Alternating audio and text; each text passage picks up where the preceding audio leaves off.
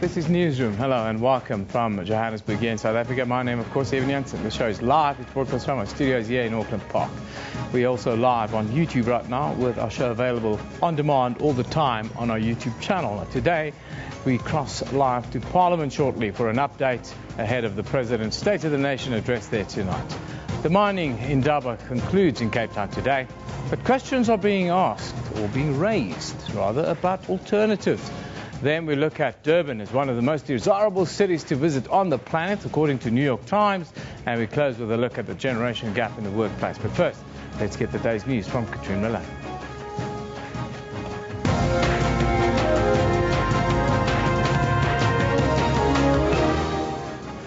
Well, hello and welcome to Newsroom. I'm Katrina Milan, and let's just take a look at those top stories this morning. Despite unease about possible sparks in Parliament tonight, President Jacob Zuma is set to deliver his 8th State of the Nation address. South Africans, economists and investors will be looking forward to hear about government's plans to better the country's economy. President Zuma is expected to address issues such as the energy crisis, unemployment and economic growth. Meanwhile, the EFF in Parliament says it will not back down on its plan to ensure that President Zuma answers an oral question before delivering his address. The EFF wants the President to indicate when he intends to pay back a portion of the money used for non-security upgrades at his Nkandla private residence. The ANC, however, says it is confident that the presiding officers will apply the rules of Parliament to deal with any eventuality. Eskom says it cannot guarantee that load shedding will not be implemented during the State of the Nation address, as the power grid will remain vulnerable for the rest of the week. The power utility says several units are currently out of service because of breakdowns and routine maintenance. Moving to the courts today, the rape trial of the tennis legend Bob Hewitt will continue in the High Court sitting in Palm Ridge. Yesterday, one of Hewitt's alleged victims told in detail about conversations between her and Hewitt. This included an incident where he allegedly told her that rape is enjoyable. The woman is accusing her former tennis coach of sexually assaulting her when she was 14 years old.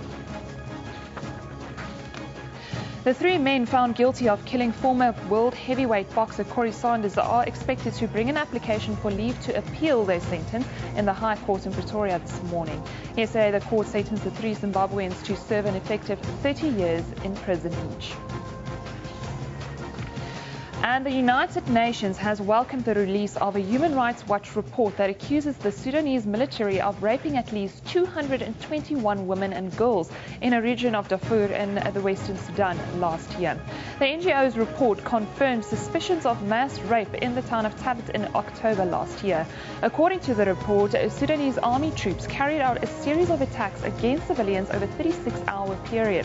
The joint AU-UN mission in the country struggled to gain access to the region to investigate due to obstruction from the Sudanese government that dismissed the allegations. And we have different mandates. Obviously, they're an NGO. We're not. We operate under different circumstances. We have repeatedly asked to go and to be granted access. That access has not been forthcoming. We need that access in order to conduct a full and independent investigation. I'll remember all those top stories and more are all available on our Newsroom Facebook page. You can then also keep up to date with all of our journalists all out and about across the country today on Twitter at SABC Newsroom. Evan, back to you. Thanks, Katrina. South Africa awaits in anticipation for President Jacob Zuma's State of the Nation address to a joint sitting of Parliament at 7 p.m. this evening. The President will address the nation both in his capacity as head of state and government. Parliament has been a hive of activity to prepare and set the stage for President Zuma to brief the nation on government's plans for the coming year. The President is also to touch on government's achievements over the last year. The SABC will broadcast live the proceedings from Parliament. The country is faced with pressing issues such as an energy crisis, unemployment, economic growth and poverty alleviation, as well as a potential disruption by the EFF. That's also been mooted. Now, for the latest, we have our parliamentary reporter, Lucanio Galata, to give us But a build-up to this important event this evening. A very good morning to you, Lucanio. Eben, good morning, and yes, welcome to a beautiful Cape Town morning on this Thursday. It is, of course, a very special Thursday for Parliament. It is the opening. President Jacob Zuma expected here just shortly before 7 o'clock. Then we'll have, by then, all the pomp and the ceremony of that accompanies the State of the Nation will be in full swing. The President will then take the salute. He'll go inside the National Assembly and deliver what's expected to be, well, at least a much-anticipated State of the Nation address. But to get to this point, there's a lot of preparation that's involved, and joining us now is the person that's responsible to make sure that everything runs smoothly in the build-up as well on this day. I'm now joined by the Secretary to Parliament, Mr. Gengezi Mgidlana, which I'd like to bring in. Sir, good morning, and thanks very much for joining us on our program. Good morning, Lucanio, and good morning to the viewers. It's a very beautiful day today. Your first State of the Nation, sir, since you were appointed to the position. How have you found the experience? Well, it has been a lovely experience because I found colleagues working on this project. We have been working on it for the past few months, working with our colleagues in government. So the preparations are about and are afoot. We have done processes around accreditation, the pomp and ceremony in terms of what we do with the army and the police in this regard. All guests have been accredited and they've been advised where to get their accreditation. So, and we have set up, as you can see, and we have done our rehearsals. So we are ready to host South Africa. All right, so a lot has gone into it. In the lead up, in the weeks preceding today, there was a lot of talk about how much this State of the Nation costs. You came out last week, said you've got 4 million rand as a budget. Are we in budget? We are very much on budget in this regard. We're managing this process very tightly. We have planned accordingly, and so far things are going according to plan in terms of that budget. What can be expected this year in terms of, as opposed to the differences compared to last year, if there are any? Well, the difference is we're using our facilities as Parliament, which really accounts for a lot of saving that goes in with that. And secondly, we have cut up on some of the entertainment that goes with that, particularly the alcohol that is served. It has been limited in line with the austerity measures that have been put in place. So we're on course around that. But we are providing an event that is going to be a good quality event. So cutting the measures around the budget doesn't necessarily mean we're going to provide a substandard event. We're going to give a good event that will make South Africa proud. All right, cool. Sir, thank you very much for joining us. So we really do appreciate you joining us. I'd like to call the political parties. Thank you very much. If I could just get the parties to join us, please. I've got representatives from the Democratic Alliance, the IFP, the ACDP, as well as the NFP. Gentlemen, thank you very much for joining us. Very briefly, the DA's expectations of the State of the Nation address this evening. Well, we certainly hope that Jacob Zuma is going to level with South Africans this evening about the real state of the nation, not the imaginary state of the nation. We want to hear very clearly how the President is going to address the issues relating to the economy and more particularly unemployment. Given the fact that we're in the midst of an energy crisis, which is severely going to restrain any further economic growth, we want to hear the concrete plans that the government has in order to drive the economy and grow jobs. All right, sir, thank you very much. The issue of energy has already been mentioned, sir. For you as the IFP, what is a critical matter that the President must address today? Well, firstly, we believe that he needs to clear the deck on issues that don't require rocket science. One of them is he must accept that there's been improvements to his house, a private residence at Nkandla, and he must say, I am the president, I'm the first citizen of this country, I will pay whatever I'm asked to pay. The second issue that he needs to clear is come to Parliament and say to Parliament, my diary is available, I'm not going to come 4 times a year to answer questions, I'll come 6 times a year. Please, schedule those days. In terms of the economy, our state-owned enterprises are in a mess, many of them are in a mess, and we need to encourage private-public partnerships, and we need leadership from the President in that regard to ensure economic growth. always very critical an issue for the ACDP is the issue of corruption. This year, I would imagine that you do expect the president to address that matter? Well, definitely he has to.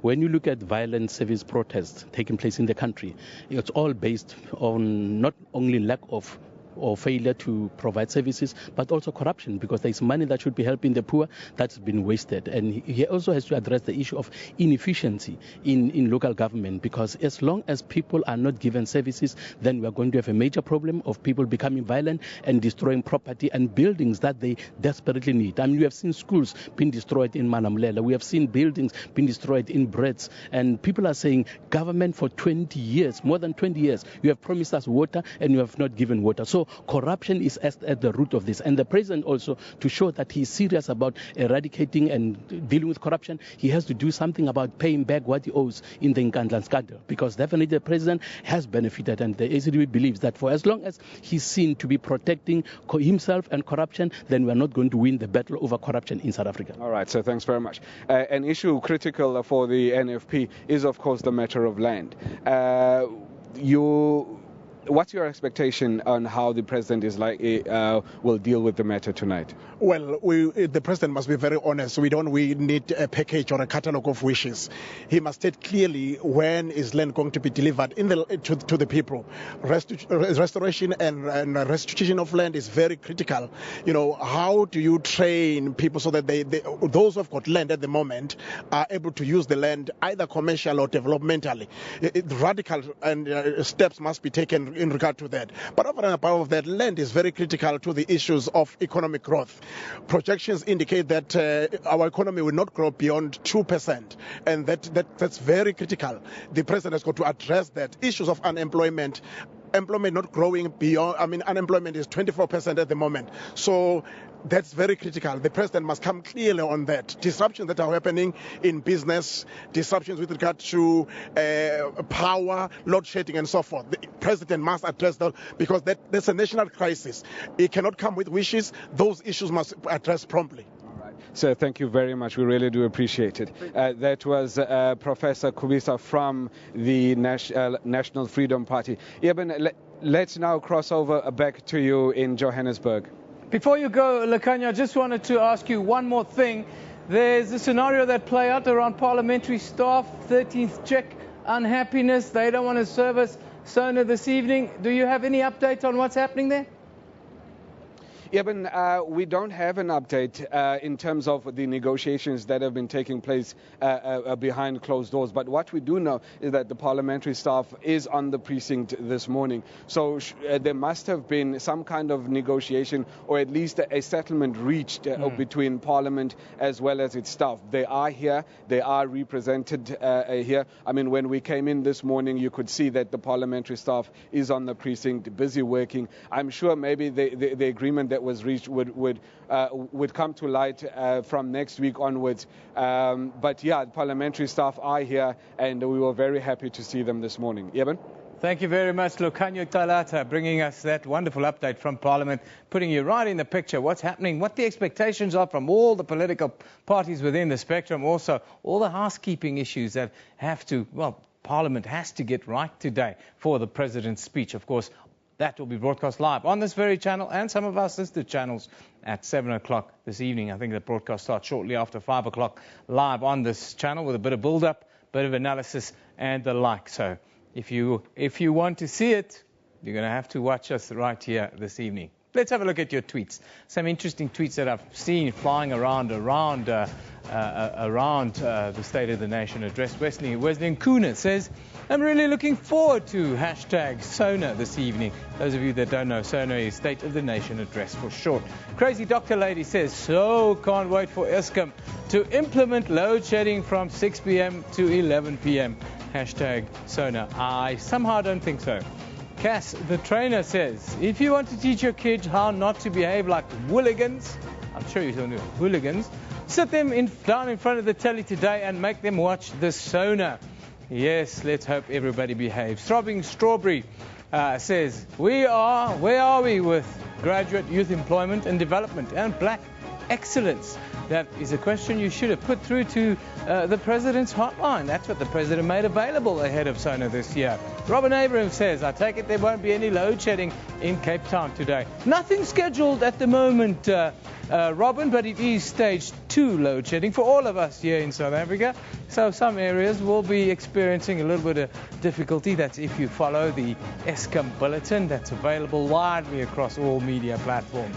Now for our tweet of the day. Well, this one today comes from Zwelinzima Vavi on the State of the Nation address. Hashtag SONA 2015. South Africa faces countless challenges, but 4 crisis points, he says. Unemployment, poverty, inequalities, and corruption. That's where we need to change. That one from Zwelinzima Vavi. That is the main issues that needs to be addressed. Well, let's move on and take a look at how the rest of the world looks today. These pages from around the world. We go up north on the continent in Nigeria. The Vanguard is reporting that President Goodluck Jonathan says he was not consulted by the Independent National Electoral Commission in that country before it shifted the dates of the general election. Then we go down under in Australia. The Daily Telegraph is reporting that 2 alleged terrorists were arrested hours before they allegedly attempted a public beheading in the streets of Sydney yesterday. Somehow I don't believe that. Anyhow, the Daily Telegraph in the United Kingdom says US President Barack Obama has told David Cameron that Britain must stick to its NATO spending target or set a damaging example to its European allies. That's quick international roundup. What are the stories that are happening elsewhere in the world? In South Africa, very much SONA. But here are some of the other stuff on our daily diary. In Johannesburg, the African Diaspora Forum and civil society organizations will march for tolerance and social cohesion at 11 a.m. this morning in Peter Roos Park. Then in the High Court sitting in Palm Ridge, the trial of former Grand Slam tennis champion Bob Hewitt, who faces 2 charges of rape and 1 of indecent assault. That will continue. In Port Shepstone, the minibus driver accused of killing mountain biker Barry Stander will appear in the Magistrates Court there. And of course in Cape Town, President Jacob Zuma will deliver the State of the Nation address at 7 p.m. in Parliament. That is a bit later today. Time for us to take a short break. You're watching Newsroom right here on SABC News.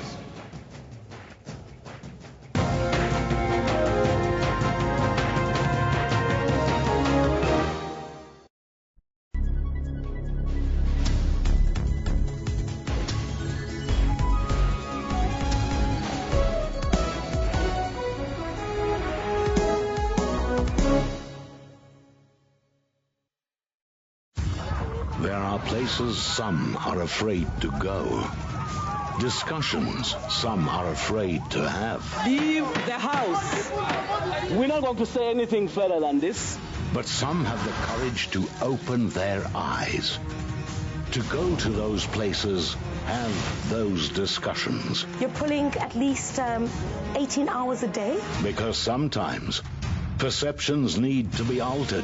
It's been dubbed the trial of the century. And when you get to a press conference, they were hoping that that would stem the tide. Stories need to be told in a language everyone can understand. Once you have religious power, you can abuse people. But they have got benefits. Free marijuana. I can only hope that you media, you hear these things. Everything you might have been afraid to ask, but need to know. SABC Current Affairs.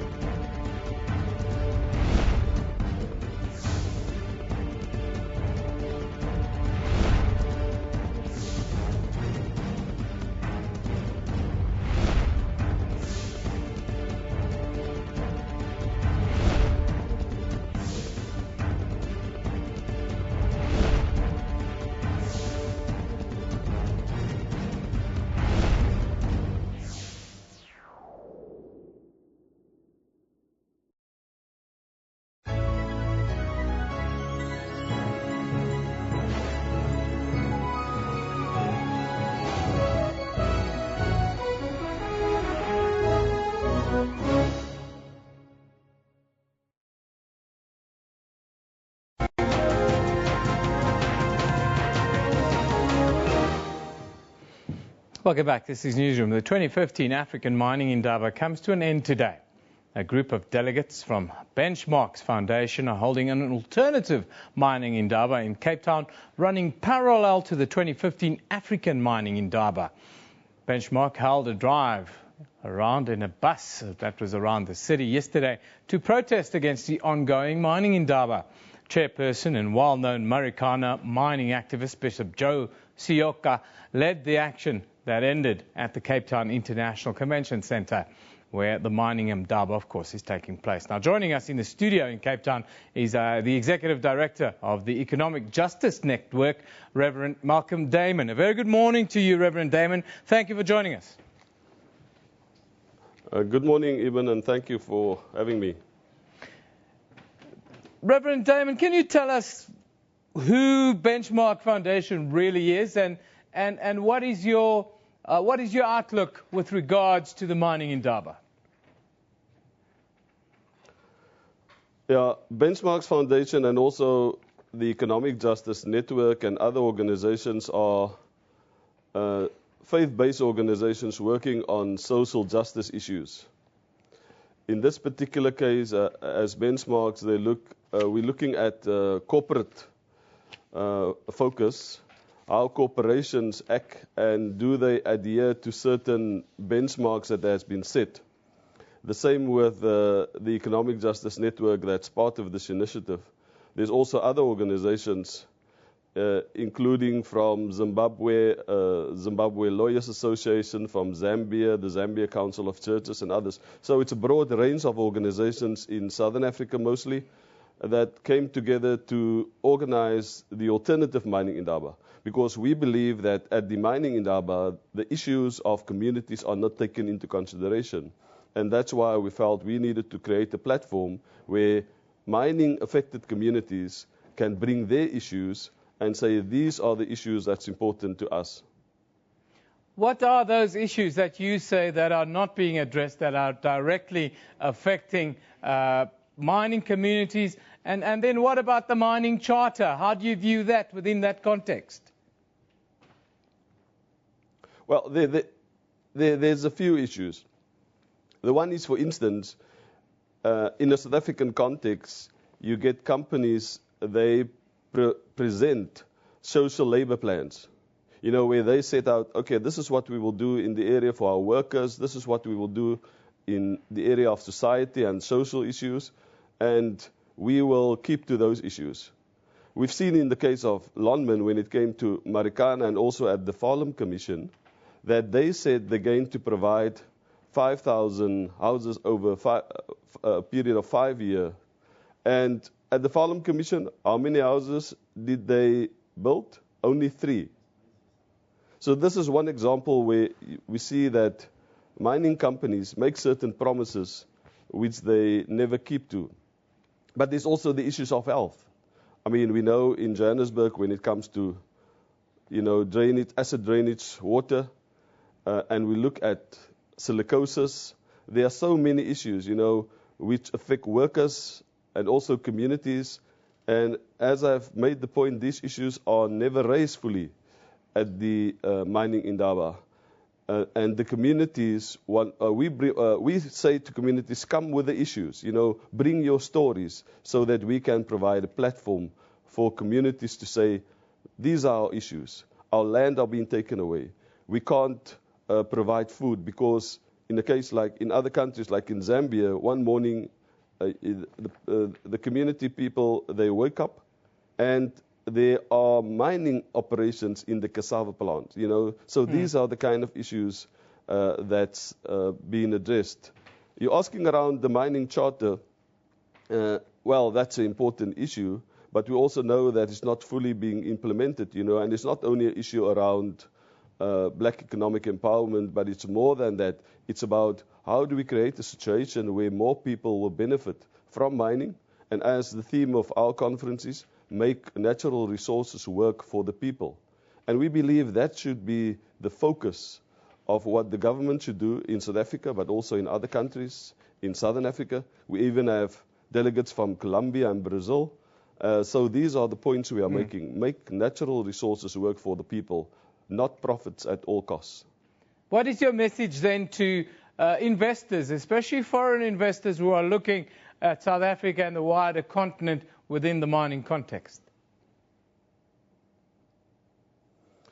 Well, we have a few messages. One is to consult with communities. You know, there is the international concept of free, prior, and informed consent, which means that before mining can take place, there needs to be free consultation, it needs to be informed, and it needs to be prior to mining activities taking place. And this is an international UN concept, mostly related to indigenous people, but which we are taking broader, to say that before any mining can take place, this is what government should do, and not only government should consult, but also before the mining companies can come in, that they will consult, and within the environmental assessment plans, that they will also consult. So that would be one of our messages. A second message is to say, as I've already indicated, you know, that when it comes to natural resources, it's an issue of governance. It's not like we have an infinite amount of resources that will last forever. We need to look at the issue of sustainability. And also when it comes to mining, at the issue of sustainability. That's why we say make natural resources work for the people. But we also need to look at issues around the impact on the environment. You know, mining affects water, it affects climate change, it affects broader issues in society. So these are the issues. So we want to make it clear, there is this whole focus on, you know, it's now Africa's time and Africa is rising. But for who is Africa rising? Is it, as Blair has indicated, is it for Africa, or is it actually for the people? So that governments will use the resources to the benefit of communities, to the benefit of a wider society, so that people can benefit. Yeah. And we believe when it comes to the mining companies, for them it's just about profits, and that's what we want to change. I thank you for joining us today. People before profits is what Reverend Malcolm Damon, who's the Executive Director of the Economic Justice Network, of course, they were holding an alternative mining indaba, and they were basically telling those at the mining indaba that you need to think of the communities that you're mining in order to make life a little better for all of those. The track record is not good, they say. Let's have a look at your tweets. Please remember, at SABC Newsroom is where we interact. Christina Bijegas says, trending topics at this year's mining indaba are shared value regarding benefits and increasing focus on shared infrastructure for development, says Christina Bijegas. This is gold, says more than 1.2 billion rand was spent on training and development of employees and in 2014. Says this is gold. Donald says, with its massive investment in Africa, one would have thought China's conspicuous absence from the mining indaba would be noticed more. Well spotted there, Donald. That Zermarm says 3 words that sum up life. It goes on. Sad, today is the last day of the mining indaba, but we came, we saw and told. Job done. Yes, the mining indaba is at an end in Cape Town. Let's hope the decisions made at the mining indaba will benefit not only corporations, but people that live in the areas that are being mined. Today's picture comes from Ben Norton. Thousands gathered for a night vigil in Chapel Hill to honor the 3 Muslim Americans who were killed at the Chapel Hill shooting. Of course, that's the hashtag Chapel Hill shooting, after a family of 3 young Muslims were shot dead in their home in North Carolina at 5:11 p.m. last night. Now, let's take a look at what is happening on our very own Facebook page. Let's see. Number of new Ebola cases rose for the 2nd week in a row in West Africa, nearly doubling in Guinea, suggesting declines in this disease seen earlier in 2015 have stalled. Then, the UN has welcomed the release of a Human Rights Watch report that accuses the Sudanese military of raping at least 221 women and girls in the region of Darfur last year.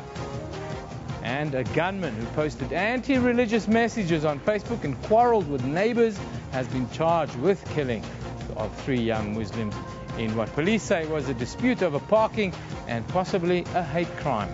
Remember, you can find all of those and a lot more on Newsroom Facebook page.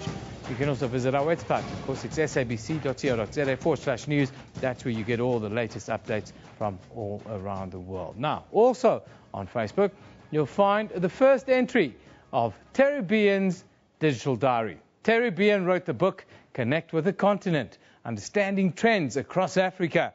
He travels the continent and he keeps us up to date via social media. Today, he reflects on the Nigerian technology sector that has over the last couple of years doubled in its contribution to Nigeria's GDP. The first of a series with Terry Behan. Let's have a look.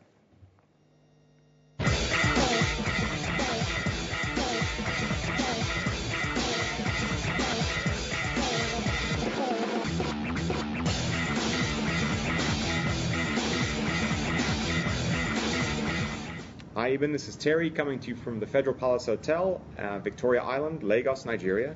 I have just attended the most exciting conference hosted by a company called FBN Capital, a local investment organization. They have been sharing with us the size and the scope of the tech sector in West Africa. So we often look to the east, to places like Nairobi, and we assume that that is a dominant force in the tech sector and certainly in the internet market on the continent, but not necessarily so. I mean, Nigeria in its own right has an internet accessible population of over 40 million people, and local entrepreneurs have seen this opportunity and have set up some really interesting companies to take advantage of this. We've been hearing from Waka Now, which is an online booking platform for airlines. Companies like Jumia. Jumia is essentially Africa's version of Amazon.com, and how the big inroads they're making into the domestic market. So if you want to figure out what to do with that Christmas bonus, well, I'll be investing in some tech startups in Nigeria.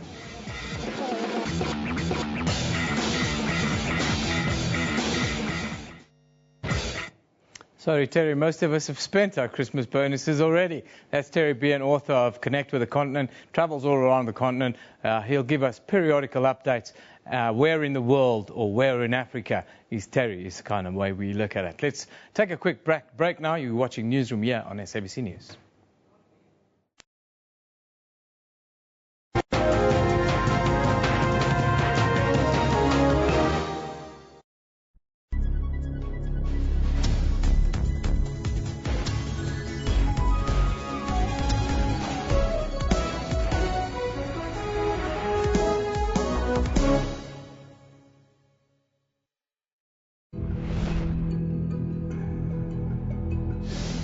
Inspire others to say no to drugs. Drugs can cause cancer and destroy your life. You can lose everything. You can lose your friends. You will never be the same again. Drugs can kill you. Alcohol can rob you of your future. You can lose all your money. They can make you infertile. You will lose your self-respect. Alcohol can hurt those around you. Give yourself the best chance in life. Drugs can destroy your health. Drugs can make you lose your job. Let's stand up against alcohol abuse. Drugs can destroy every part of your life. Look out for each other. Let's stand up against drugs.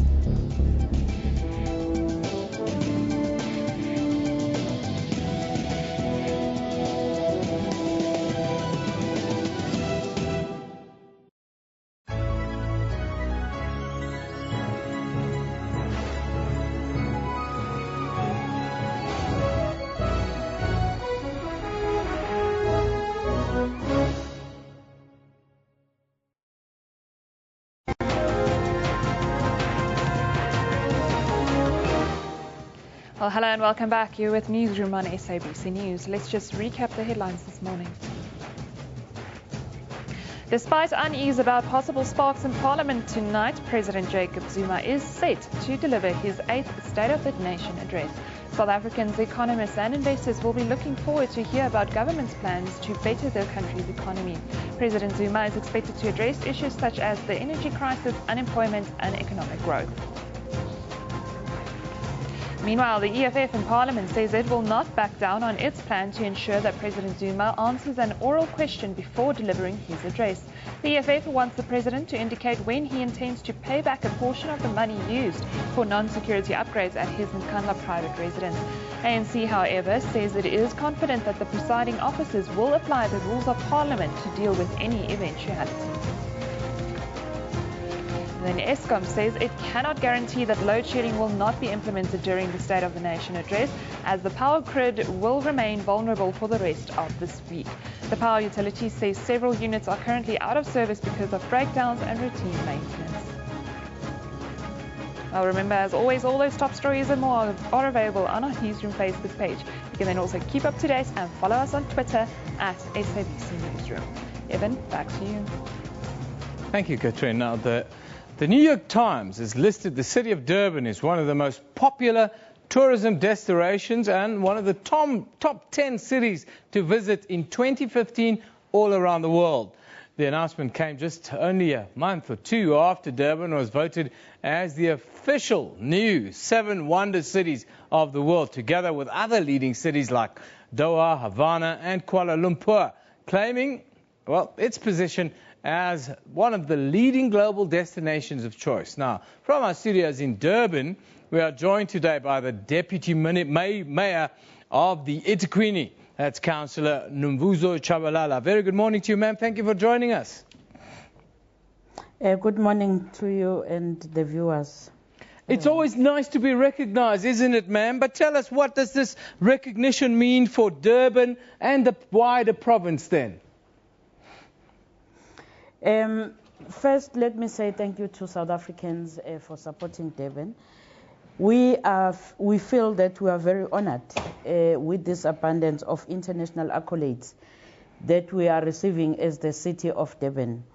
It means to the people of Durban, the people that are bringing money, because tourism to us, it's money. As you know that in December, just December and the 2 weeks of January, we have managed to get, in terms of the total spend for the visitors that have visited our city during the festive season, more than 5.2 billion in terms of the spend there. And that means that the contribution in terms of the sustained jobs, we managed to get about 15.492 thousand jobs that have been created. And apart from that, our contribution to the GDP of our province, that it's also leading to the GDP in the entire country of more than 354 million rand that has been contributed just by the city, just in the few weeks of the festive season. I want to ask you, last year was quite a difficult year for tourism in Africa with the Ebola virus, terrorism, other setbacks that we've seen around the continent. And we know that international tourists, they view Africa almost as one place. What is Durban then doing differently to have this kind of success? Thank you very much for that question. The Durban, we have, as the city, decided that we need to market our city. We want to take our city to the world. When we launched that strategy last year to say that taking Durban to the world, because we believe that most of the world people, they did not really know much about us as the city of Durban, but they knew that in South Africa there is a city called Cape Town and Johannesburg. Then we had to partner with different partners internationally. One of those partners that we have partnered with is National Geographic, that we have launched 2 documentaries already. And we also partnered with the Eurosport, which is one of the publication and also the TV channel that they are publicizing on what we do in terms of the sporting event in our city. So that has helped us to market our city. Tell us about the tourism in Durban in May. What is your expectation of that? It's being hosted in Durban. It looks like everything's being hosted in Durban. We like everything to be hosted in Durban. If we are the only deciding people, we will decide that it must come to Durban. In fact, tourism in Durban has a history with Durban, and it has been hosted by the city of Durban ever since. So we would like to continue to do that, because it's also one of the platforms that is assisting us to attract more people to come and see and also understand what is Durban and where is Durban. And for us, it's one platform that we cannot really part with easily. We would like to say that the national government, can we please continue hosting tourism in Durban? What about the Commonwealth Games? You remain the only bidder for 2022. It looks like you're going to win that one. Are you preparing for an Olympic bid after that?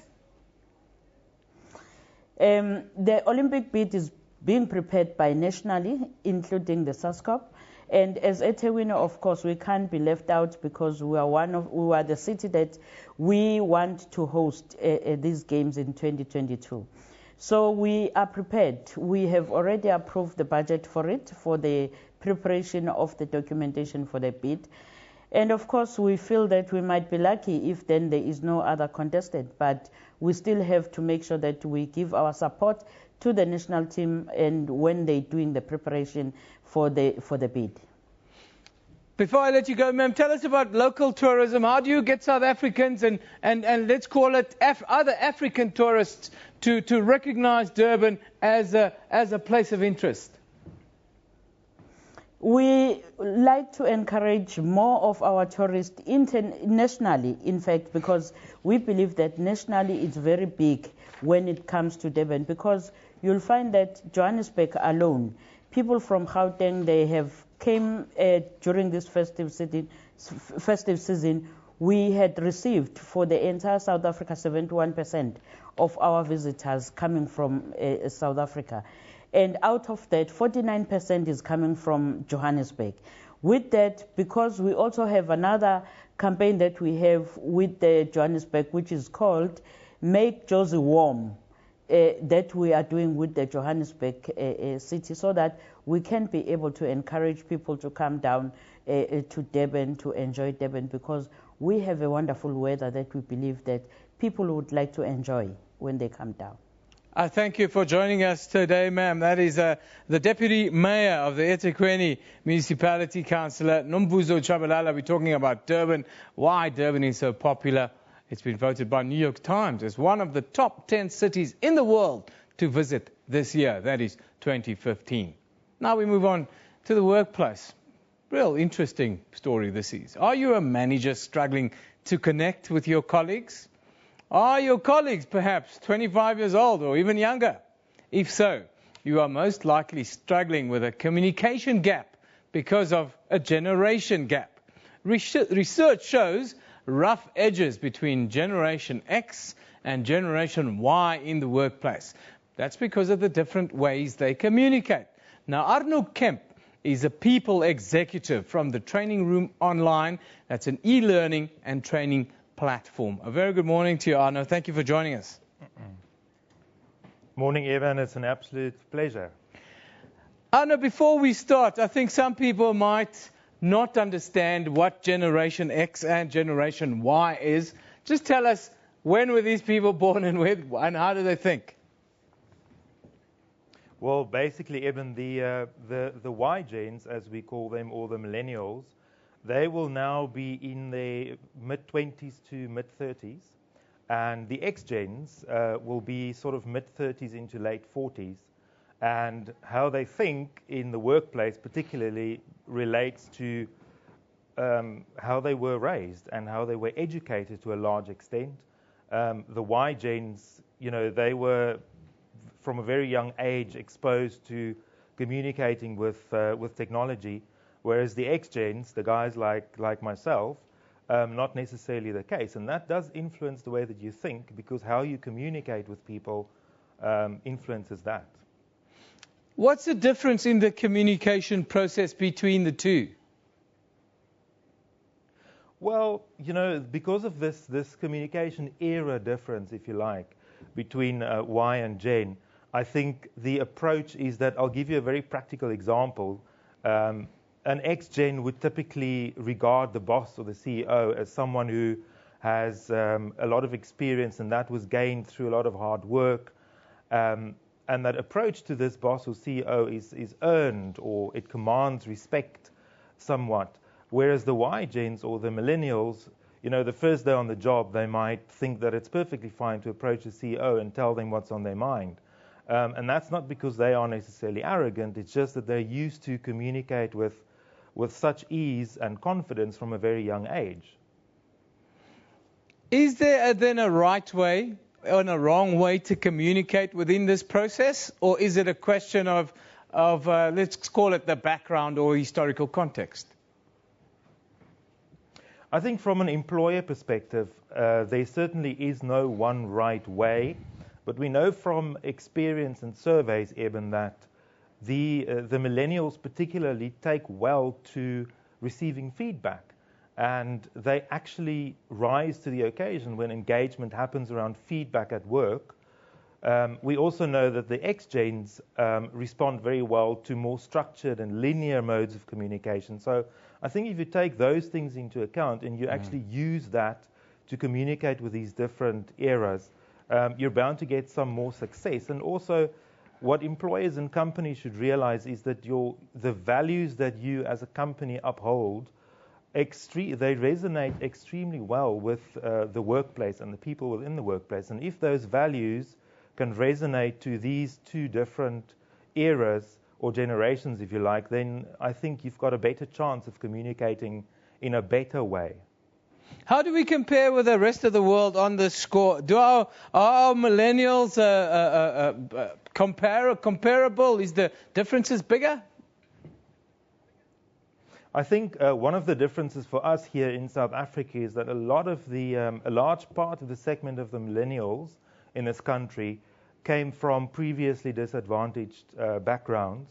And that can compound the problem of the context of the workplace in terms of how business etiquette is actually deployed, in that some guys might have to battle with social etiquette and behavior within the context of work that is not the same for everybody. And the learning curve might take longer for people who have had access to education and people who necessarily didn't have access to that education. And employers need to be very aware of this in their learning and development strategies. Tell us about how many South Africans are currently millennials and how big is that chunk within the workforce in the country? Even those statistics are quite volatile, if you like, but we do know that we've got currently 59% of the labor market is constituted by millennials. And that's quite a large chunk. So if you look at that, further down, we know that about 1 in 4 managers in the workplace will be either a millennial or an X-Gen. Now, what about the born-frees? Where do they sit? The born-frees that we see here in South Africa, are they starting to come into the workplace now? They are, but Eben, you know what? We've got many challenges in the labor market in that we also know from surveys and statistics that those born-frees find it harder these days to actually get a job. They also find it harder to become financially independent as quickly as the other generations. They are trying to get into the job market, and though many of them have qualifications, they battle. So our labor market is a complex one, and unemployment in this country is one of the massive issues that we're dealing with. So yes, they would like to, and they are certainly coming in, but it's not a very fast and efficient process necessarily. Oh, no, thank you very much for joining us today, talking about the gap between Generation X, Generation Y, where the born-frees fit in. How do you communicate, as a manager even, with staff? How do you communicate with your employees? That was Arno Kemp, who's a people executive from the Training Room Online. He came to us live from Cape Town. Let's have a quick final look at what's on social media, what's happening on Twitter, what are you talking about? Angelo Coppola says, TUT protest spreads, wonder if presidency will do anything about student tertiary funding. Sona 15, everybody wants to know how the president is going to help them tonight. Given Nkwanazi says, please let's show some respect for our president, Mr. J. Zuma. I'm not an ANC member, I'm just a young man worried about the image of South Africa. Very good tweet there, my friend. Kathy Law says, Sona 15, we want honest and permanent solutions to the Eskom crisis. Sorry, Kathy, it's not going to happen overnight. It's a medium and long-term scenario with Eskom. The only word that I have to say on Sona was very much in line with that second tweet. It's the institutions of South Africa must be respected. Parliament is one of the central institutions of our country. Let's hope that Parliament and the rules of Parliament is respected today. Newsroom is broadcast live from our studios in Auckland Park, Johannesburg, every weekday morning between 9 and 10 a.m. The show repeats at 2 in the afternoon with a rebroadcast at 5 a.m. the following morning. We're also streaming live on YouTube at that time, with the whole show available on demand on our YouTube channel. This is SABC News. You've been watching Newsroom. We love it in the morning.